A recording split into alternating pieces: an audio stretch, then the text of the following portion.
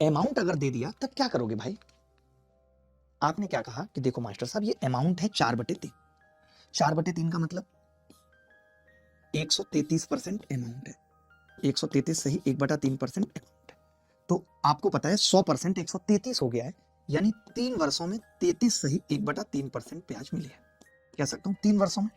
मैंने पूछा 1 साल में कितनी मिलेगी? आपने कहा 33 को 3 से भाग करूंगा 11, 1/3 को भाग करूंगा 1/9। अगर आप ऐसे तरीके सीखेंगे तो आपका दिमाग कभी नहीं थकेगा, मैं इस बात की गारंटी लेता हूं। हमें वो गणित सीखना है, गणित के वो रास्ते कहने के लिए बहुत आसान है। आज मैं तमाम लोगों को ये कमेंट करते हुए देखता हूं 10th क्लास के गणित पढ़ा के धुरंधर बन रहे हैं। हमने जिस तरीके से गणित की गांठों को तोड़ा है वो आसान नहीं था।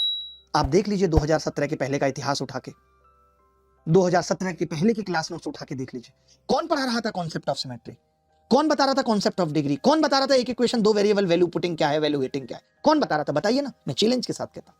कहने के लिए 10th की गणित होगी, आईआईटी में क्या होता है?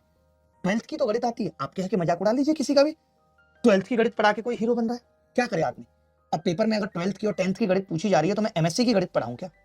मुझे तो वो भी अच्छे से आती है, बीएससी की भी गणित आती है, पढ़ाऊंगा 4 लड़के नहीं देखेंगे, क्योंकि जरूरत ही नहीं लग रही किसी को न्यूमेरिकल एनालिसिस की, रंगाकुत्ता मेथड की, न्यूटन रैप्सन मेथड की, जरूरत किसे है? तो हमें वही तो पढ़ाना पड़ेगा जो पेपर में आ रहा है। एक निश्चित धनराशि पर 2.9% वार्षिक ब्याज दर से 2 सही 7/8 वर्षों का साधारण ब्याज 8,671 है। ये सवाल चटनी से चाट जाते हैं, इतने बुरे लगते हैं कि आप मतलब सोच नहीं सकते कितने बुरे लगते हैं। अब देखिए, समान धनराशि पर 4.5% वार्षिक साधारण ब्याज की दर से 4 सही 2/5 वर्षों में देय मिश्र धन क्या हो?